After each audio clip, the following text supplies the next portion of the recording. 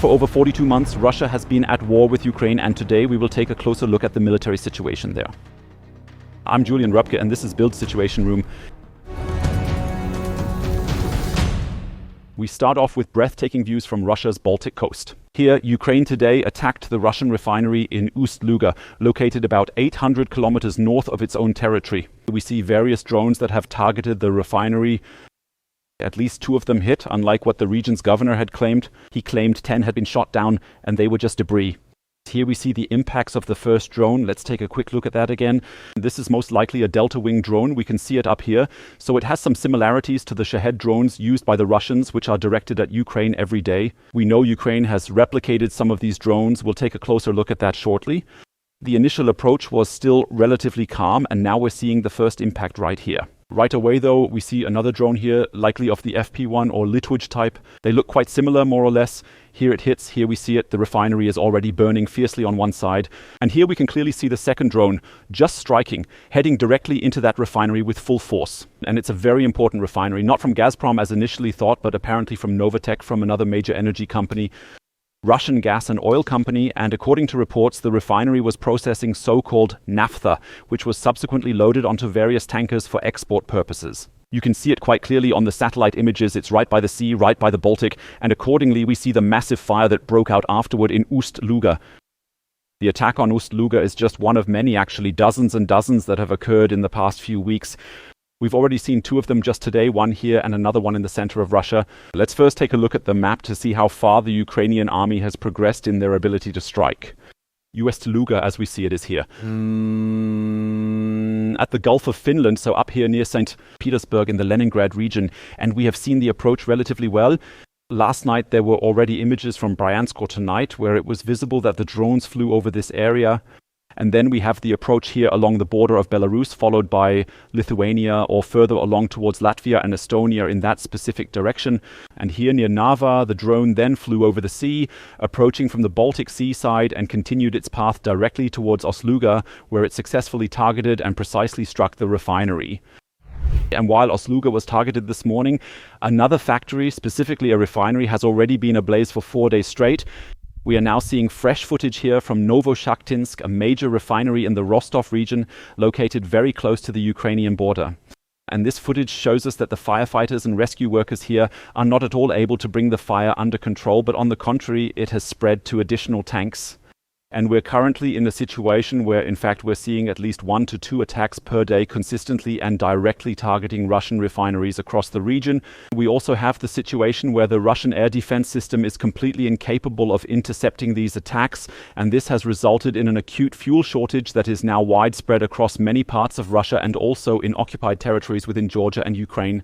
We also have new footage that shows us what the situation is like. There are long lines at the gas stations, at least there's still fuel here. We also have many gas stations around Vladivostok in the east of the country that have completely closed down, where there's simply no fuel left, and people are making videos to show that. The gas station just isn't open anymore because there's no gasoline left. A situation that's really tough because for the first time it shows the Russian population that there is a war, that they are at war, that they are attacking Ukraine, that they're destroying the infrastructure, and Ukraine, now in its 4th year of war, is fully capable of defending itself and fighting back. And a significant amount is also being invested in long-range drone production as well as cruise missile production, as we've reported in recent days.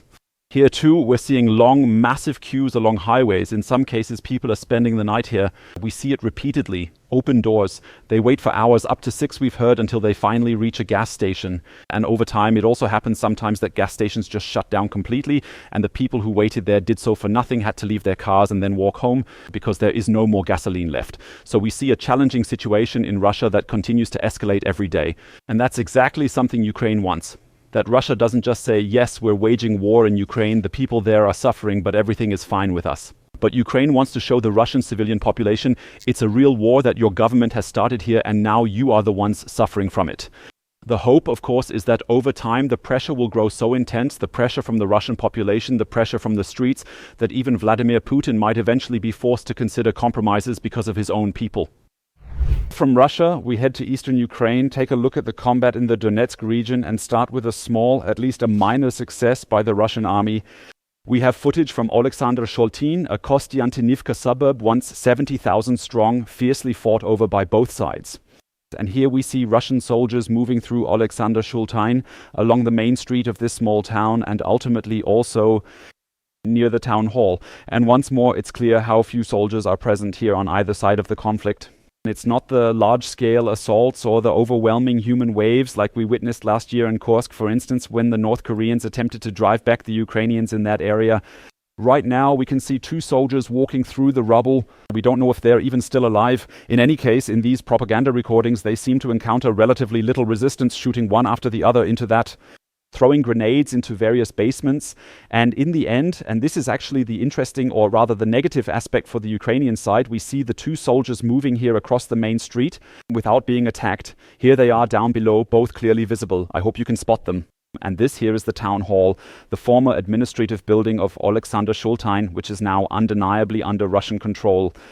We're taking a closer look at the map, understanding why this small town is once again so crucial for the Russian army to push forward. And the footage we're seeing now shows us the region of Kostiantynivka. We know that the Russian army is advancing on Konstantinovka from the southwest, the south, the east, and even from the north, from the direction of Chasiv Yar. And the location we just observed is right here. It hasn't been marked yet, not as orange or red on the map. However, based on the recordings we just saw, it should at least be marked as orange.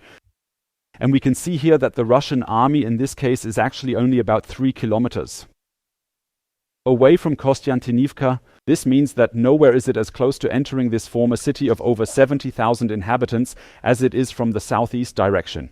And in that sense, it was yet another significant success, even if it was just a tiny village with a few houses which the Russian army managed to claim here. Meanwhile, Russians bomb Kostiantynivka daily with heavy ordnance.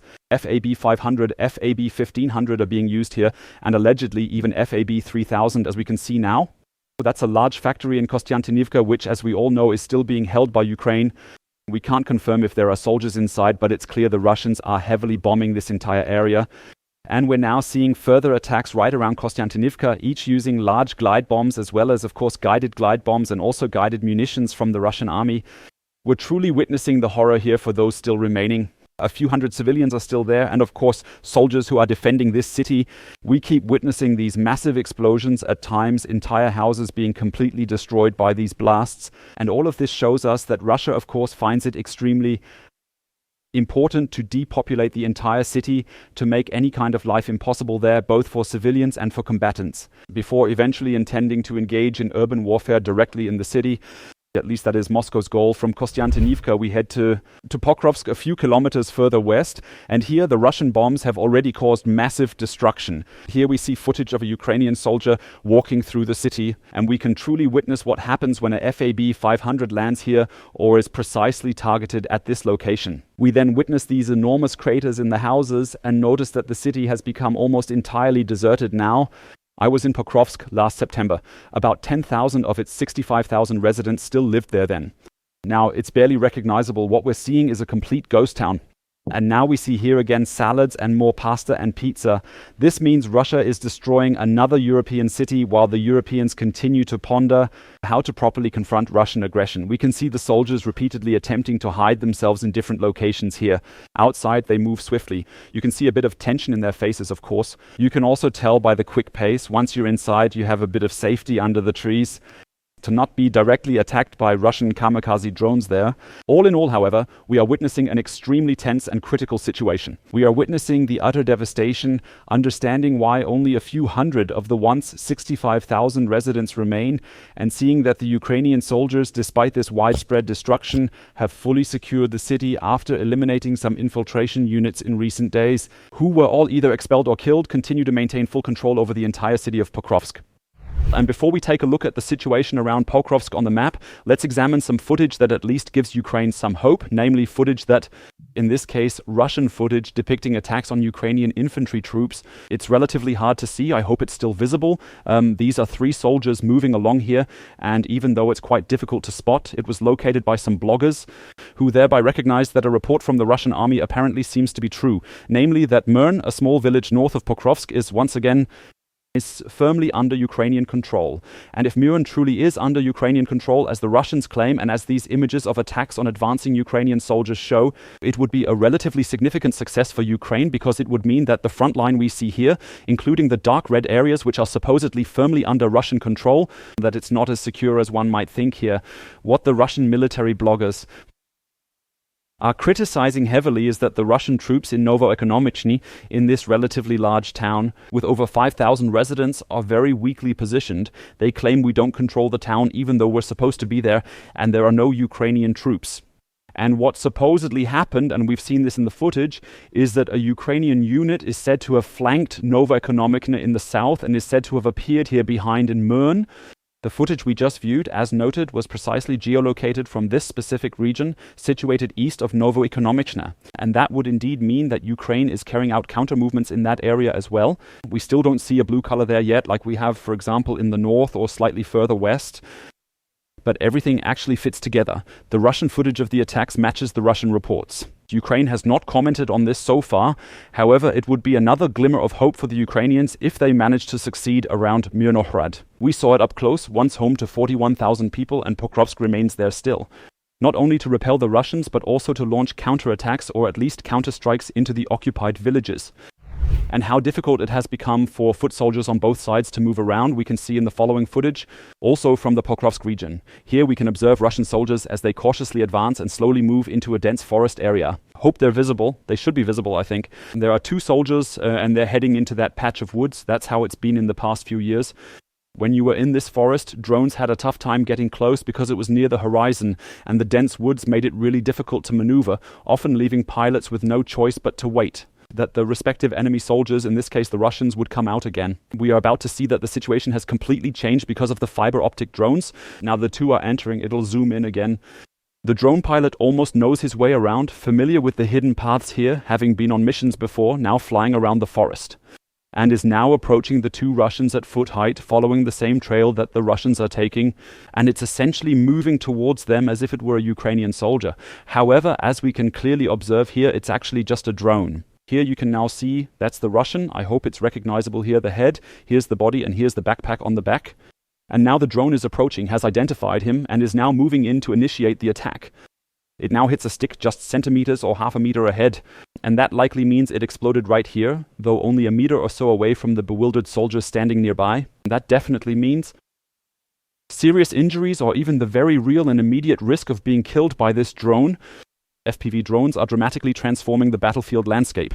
Both Ukrainian and Russian forces can now effectively operate in forests and various other terrains, but also to enter hangars, to get into bunkers, all of which was completely impossible in the war until just a few months ago in recent years. We'll stay on the topic of fiber optic drones, but turn our focus once more to Russia, specifically the Belgorod region. Here, the Ukrainian army, after having already carried out similar operations in Bryansk, once again successfully targeted a bridge currently held by the Russians, which was fully prepared and primed to be mined in advance. To attack, we see it here, a Ukrainian drone, relatively well visible on the split screen, positioned under this bridge, which is shown here below. And it noticed down there that TM62 mines, about 20, 30, 40 pieces, were stacked, prepared, not yet attached to the various pillars here of the bridge, just like we saw in a recent video. They're practically ready to mine the bridge to block another Ukrainian advance, as we witnessed back then in Kursk. The Ukrainians successfully identified it all, took notice, and are now actively using their fiber optic guided drone. Again, we're below the horizon, under the bridge. Totally impossible with a radio-controlled drone. We're now flying in here and destroying these mines and consequently the entire bridge here in Belgorod, which is of course very frustrating for the Russians because the Ukrainians are no longer in the vicinity. But they still need this bridge themselves to ensure logistics near the front and also close to the border. Ukraine is actively ensuring that this bridge remains completely unusable by the Russians for the next several months. Finally, we're going to take a look at another operation by the Ukrainian Air Force, examining how so-called GBU-62 or JDAM-ER bombs are utilized by Ukraine's Air Force. And now we're looking at another house that was destroyed in the southern part of the country, most likely in the Kherson region. And the vital detail, which the untrained viewer might easily miss during their first glance, is this antenna that's visible here. That means we can clearly see from this setup that the Russians have installed an antenna here to control their own drones, particularly FPV drones with remote control. That means most likely Russian soldiers are stationed in this house. The Ukrainians, of course, know exactly what these antennas look like and how they differ from TV or radio antennas. Accordingly, they've now spotted it and are trying to attack this house. We see once again that a MiG-29 of the Ukrainian Air Force is being deployed. It's relatively hard to recognize right away that there are two, or at least here we can barely make it out. Really down here is the bomb that was just dropped. Once the bombs are deployed, the plane then flies back. And now we see the house from earlier, which is being used as a drone command post by the Russian army. And here an intervention is being made. So at least one of these two very small bombs has definitely hit. As I mentioned, the GBU-62 is really quite small, 125 kilos. So these are really not huge bombs that are being used. Nonetheless, we can see that the damage is still quite significant. That means the center of the house has completely collapsed. And here again, as a reminder, that was the antenna we saw earlier. That means the Ukrainians can essentially also provide evidence that they targeted the correct house from which they were previously certain that no civilians, but rather Russian soldiers were staying. All in all, the situation remains tense, not just in Ukraine, but also in Russia. On one side, the Donbas fighting isn't as one-sided as before, no longer advancing just in one direction, but now we see Ukraine has mobilized its reserves, severely weakened the Russian forces, and is now able to counterattack, at least in certain areas. On the other side, the situation in Russia, where at least one refinery, oil, gas, or fuel facility is bombed every day, making the situation increasingly difficult for the Russian regime.